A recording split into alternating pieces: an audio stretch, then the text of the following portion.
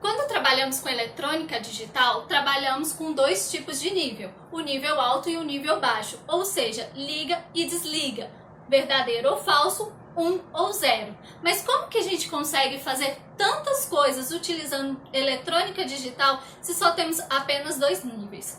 E é aí que entra as funções lógicas da eletrônica digital, que é o que iremos falar hoje. Se interessou? Então fique ligado!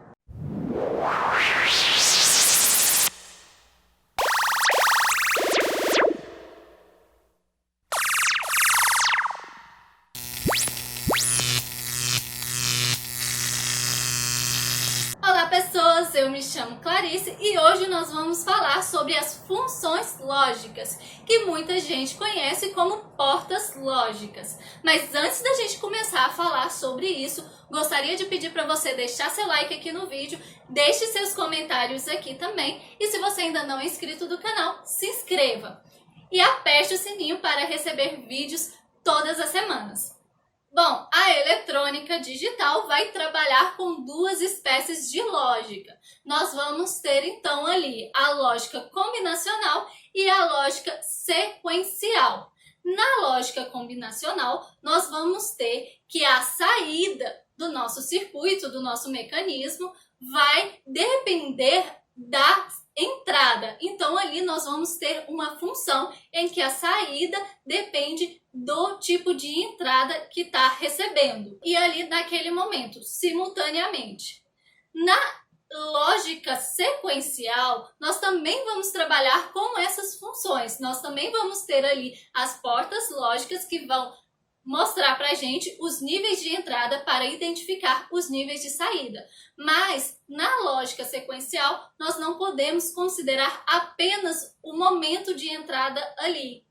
Nós precisamos lembrar das outras entradas. Nós precisamos ter uma espécie de memória, que vai ser tema para próximos vídeos. O importante é que essas duas lógicas dependem das funções lógicas, que são chamadas de portas. Então, vamos começar falando sobre as portas OR.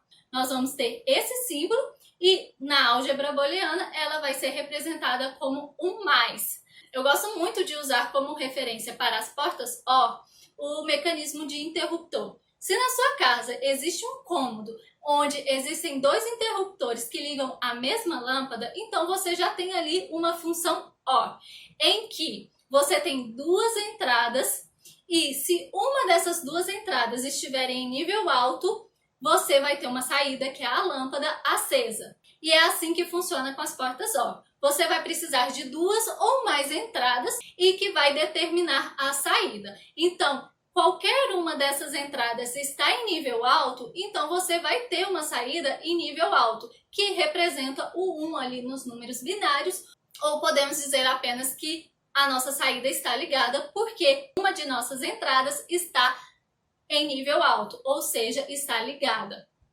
E o mesmo pode acontecer se todas elas estiverem ligadas. Se todas as entradas estiverem em nível alto, a nossa saída também vai estar em nível alto. E é assim que funciona as portas OR. A segunda porta que iremos falar é as portas AND. Nas portas AND nós vamos ter este símbolo e na álgebra booleana nós vamos utilizar o pontinho, como se fosse o vezes, para representar a porta AND. E a porta AND, assim como nas portas OR, nós vamos precisar de duas ou mais entradas para poder identificar ali qual vai ser o nível da nossa saída. Mas, diferente das portas OR, as portas AND vai depender de todas as entradas. Então, se todas as entradas estiverem em nível alto, assim eu vou ter um nível alto também na minha saída. Se uma entrada apenas estiver em nível baixo, a minha saída vai estar em nível baixo. Então, na porta AND, precisamos que todas as entradas estejam acionadas para que a nossa saída seja acionada. O mecanismo que tem essa função AND, que podemos pegar como exemplo, seria um projeto em que quando você abrisse o portão da sua casa e estivesse à noite, um refletor acionasse para ficar claro ali a sua entrada. E aí entra a função END, ou porta-END, porque nós temos duas entradas, a identificação de que o portão foi aberto e a identificação de que está de noite. Então nós temos duas possibilidades que tem que ser atendida para que o nosso refletor possa ser acionado. E aqui nós encontramos um exemplo de porta END, ou seja, as duas condições têm que ser verdadeiras para que aconteça alguma coisa. Se uma dessas condições for falsa, ou se você abrir o portão de dia ou estiver à noite, o refletor não vai acionar. Tem que ter as duas acontecendo ali para que você tenha um refletor acionado. Já falamos da porta OR e da porta END. E a outra porta que nós precisamos falar também é a porta NOT, que também é conhecida como porta inversora. Que diferente das outras duas, a porta NOT, ela precisa apenas de uma entrada. Ela precisa apenas identificar se você vai ter um nível alto ou nível baixo. E ela vai inverter esse nível. Então, se eu tenho um nível alto, eu vou ter uma saída de nível baixo. Se eu tenho um nível baixo, eu vou ter uma saída de nível alto. Um exemplo disso é utilizando também ali o mecanismo do refletor, só que agora usando apenas a condição da luminosidade. Se estiver claro, eu apago o refletor. E se estiver escuro, eu acendo o refletor. Então, eu vou colocar ali um sensor de luminosidade. E quando o sensor de luminosidade estiver acionado porque está detectando luz, eu vou ter um refletor apagado, uma saída desligada. E se estiver à noite, o meu sensor não vai identificar luz, então ele não vai emitir energia para meu mecanismo, o meu circuito, e isso vai identificar que nós não temos luz, então o meu refletor vai ser acionado. As portas NOT, elas são simbolizadas assim, e na álgebra booleana nós utilizamos ela com um tracinho em cima. O legal dessas três portas é porque você pode fazer uma mistura entre elas e conseguir outros tipos de portas também bastante interessantes. Se você pegar a porta NOT e juntar com a porta END, você vai ter uma porta NEND. E se você juntar a porta NOT com a porta OR, você vai ter uma porta NOR. O que isso quer dizer? Que você vai fazer a mesma configuração. Você tem uma porta NEND. Você vai identificar ali a entrada. Se você tem duas entradas e as duas entradas estão em nível alto, significa que a sua saída seria nível alto.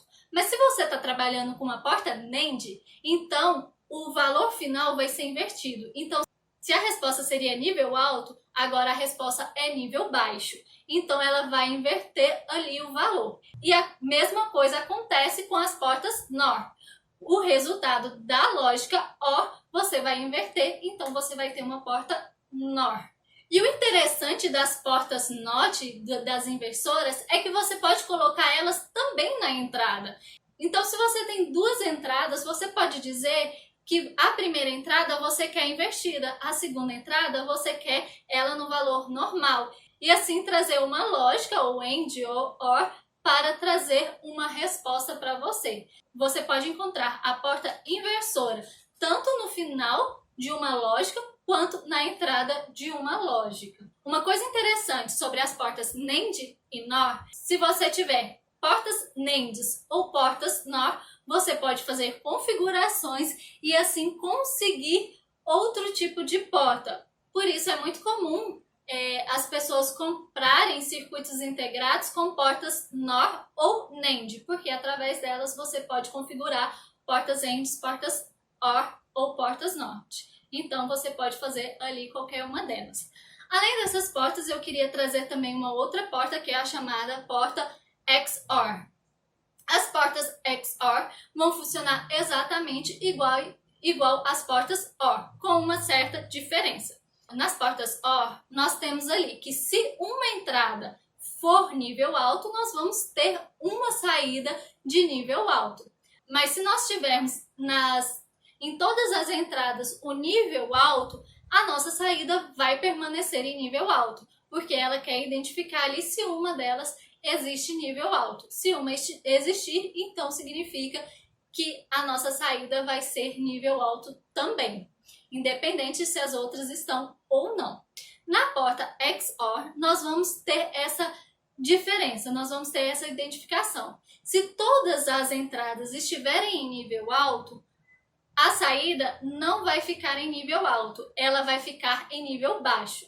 Essa é a diferença da porta XOR com a porta OR, em que se todas as portas estiverem em nível baixo, nós vamos ter uma saída em nível baixo. Se todas as portas estiverem em nível alto, nós vamos ter uma saída em nível baixo. Espero que vocês tenham gostado e espero que vocês tenham entendido melhor a respeito das funções lógicas.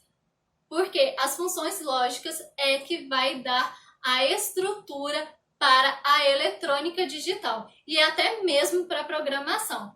Em outro vídeo eu falarei sobre as funções lógicas utilizando na programação e você vai ver que saber essas funções, saber como funciona cada uma dessas portas vai ser essencial para o seu desenvolvimento, tanto em eletrônica quanto em programação. Bom, gente, eu vou ficando por aqui e te aguardo no próximo vídeo. Até lá! Tchau!